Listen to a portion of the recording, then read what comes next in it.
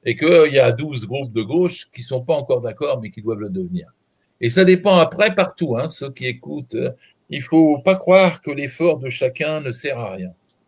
Il faut s'adresser à son dirigeant local de chaque groupe et dire « mets-toi d'accord avec les autres ». Il faut c'est comme dans le marché là, il faut croiser, il faut dire « arrête, mets-toi d'accord ». Et la pression de la base, comme ça s'est fait au municipal, la pression de la base doit s'exercer sur le choix de la plateforme et du candidat. Vous savez qu'il faut vous me poser une dernière question parce que dans mon voisinage de lieux de vacances, le reste de ma famille s'impatiente et ils vont pas tarder à taper à la porte et à me taper dessus si je ne viens pas avec eux. Et alors, il reste à peine 10 minutes. Effectivement, on va te poser notre question. Juste avant, je voulais te dire que si tu le souhaitais, en toute humilité, Bruce et moi, en citoyen lambda, pouvons venir essayer de convaincre à tes côtés pour unir tout ça, parce que nous, le travail que nous faisons depuis le début avec Bruce, et nous ne sommes pas les seuls, il y en a d'autres, heureusement d'ailleurs, c'est vraiment d'unir les citoyens et les politiques constructifs qui sont prêts à imaginer demain une séparation des pouvoirs, qu'on puisse recréer des liens de confiance entre la politique et les citoyens pour le bien du pays et le bien collectif. Donc, n'hésite pas, c'était l'aparté. Le 12 juillet, nous aussi, on fait une convergence. À votre avis, je vous parle ce soir, hein? Ah oui. Bon, voilà. Bah oui. Et oui, non, mais on est là, on sera là. Sachez-le, vous êtes très nombreux. Il y a plein de régions avec plein d'initiatives et plein de gens qui pensent comme ça. Et donc, il faut arriver à ce que d'une façon ou d'une autre, ça se manifeste. Voilà. Bon. Moi, je te pose une dernière question. Allez, celle-là, c'est la plus gentille, 2-3 minutes. Et puis ensuite, on souhaitera bonsoir à tout le monde pour se revoir une prochaine fois tous ensemble, si ça vous va. Alors, vas-y. Allez, dernière question. Macron nous a entendus. L'association de Castex, proche de Sarkozy, annonce-t-elle un renfort de poids pour l'exécutif? Alors là, je vais vous dire, je sais que ce type-là est barjot, quoi. Mais alors, il peut pas supporter qu'il y ait quelqu'un qui ait plus de sympathie que lui. Il lui faut des anonymes. Il lui faut des anonymes pour continuer à briller. Parce que Édouard Philippe ayant plus de popularité, ça lui faisait de l'ombre. Donc, il va chercher le plus inconnu de tous pour qu'il lui fasse pas de l'ombre. Hein, un bon technocrate comme on aime, quoi. Voilà, c'est-à-dire il va chercher un bien à droite, bien conservateur, bien bureaucratique, et surtout qui va lui obéir, parce qu'il lui nomme son directeur de cabinet. Édouard Philippe avait refusé un directeur de cabinet que Macron lui avait proposé. Là, le Jean Castex, il a dit oui, parce que c'était la condition pour être Premier ministre, quoi. En fait, Macron efface Matignon. C'est le contraire de tout ce que je vous ai dit. Je vous ai dit une pyramide de démocratie, plus près, là. Lui, c'est le moins de démocratie possible et le plus de Jupiter possible. Et là, on vient d'avoir une démonstration inouïe. Il nous met un parfait inconnu, totalement à sa botte et à ses ordres, pour faire ce qu'il veut dans les 2 années qui viennent. Bon, c'est triste. C'est le pouvoir personnel dans toute son horreur. Le beau monde d'après, quoi. Puis c'est l'absence. Vous pouvez toujours brosser pour lui dire quelque chose, il n'entend pas. Et il se prend maintenant avec un Premier ministre qui ne va pas entendre. C'est tout. Alors, ce qui est marrant, c'est qu'on en avait parlé sur le jour soleil, Votez pour vous, et ailleurs. On avait annoncé même dans la presse écrite, depuis le 22 mai de cette année, qu'Édouard Philippe démissionnerait une fois qu'il aurait pris la mairie du Havre. Et si ça vous intéresse, on a aussi d'autres infos. Alors, nous ne sommes pas médiums, mais il y a beaucoup de gens constructifs partout en France qui veulent que ça change, et pas que chez les citoyens issus du bas, aussi chez les politiques, chez les hauts fonctionnaires, au Sénat. Et si ça vous intéresse, juste à la fin du live, on a une liste qui va être annoncée demain. Sur les chaînes d'infos en continu, on pouvait d'ores et déjà vous annoncer des pistes ou même des personnes déjà en poste. Donc, on garde ça, mais aujourd'hui, on a entendu par exemple parler de Darmanin. On sait que Castaner est prévu en garde des Sceaux, ou alors retiré complètement, comme Belloubet, comme Elisabeth Borne, comme Pénicaud, comme Vidal. On sait que, alors tu connais peut-être Gérard Sarah El Haïry, qui va être nommé à la jeunesse. Tous des fantoches. Ils sont tous fantoches. Donc, Attends, il y en a d'autres, hein. Il y en a d'autres. On a Claude Chirac, présumé pour la culture, Florian Bachelier, ministre de l'Intérieur, à l'économie, 3 pressentis, Roland Lescure, Olivia Grégoire ou Stanislas Guérini, On a toujours Bruno Le Maire, Le Drian, Blanquer-Véran qui reste au gouvernement. Oui, Gérard? Arrête, on saura tout demain. Et de toute façon, ils sont tous fantoches. Ils sont tous fantoches. Voilà. Bah oui, malheureusement, malheureusement. Allez, Gérard, un mot pour la fin, Bruce, un mot pour la fin, et ça ira très bien pour ce soir. Allez-y, messieurs. Je quitte ceux qui m'écoutent en souhaitant bonnes vacances à ceux qui peuvent en prendre. J'ai un peu de chance parce que je suis un retraité, donc je me confine ailleurs que chez moi à Paris. Et puis je leur dis, profitez de vos vacances pour lire, parce que il faut lire sur l'histoire du pays, lire sur l'histoire de la gauche, lire les sites intéressants, les bons livres, lire sur les retraites, lire sur l'unité, le Front populaire, l'histoire c'est très important, lire sur mai 68. Profitez de l'été pour vous cultiver sur l'histoire des luttes sociales de notre pays. On va le faire. Vous avez entendu tout ça? Lisez. Ok. C'est mieux que voter.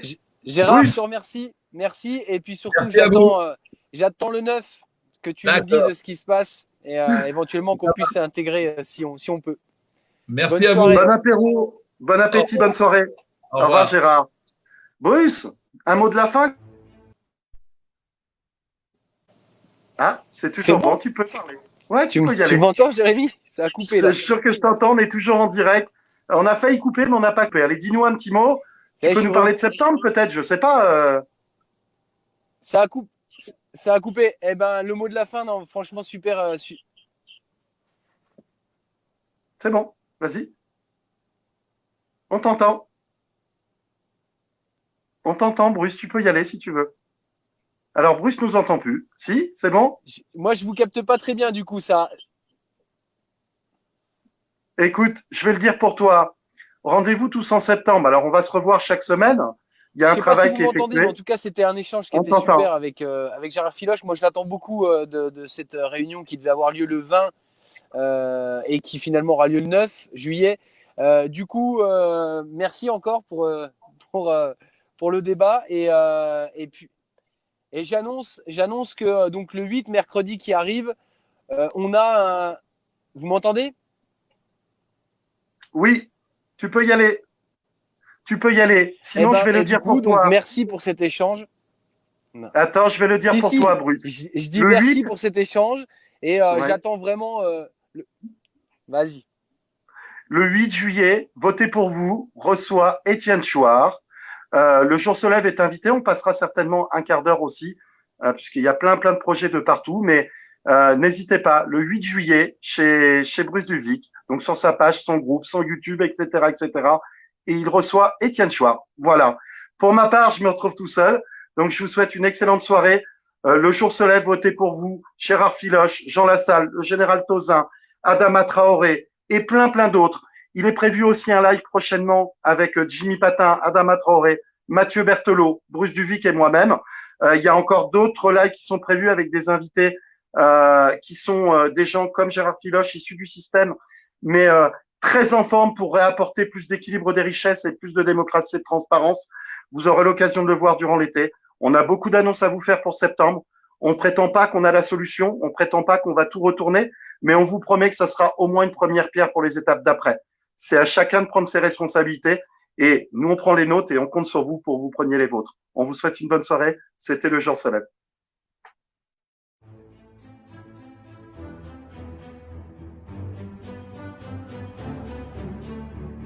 Thank you.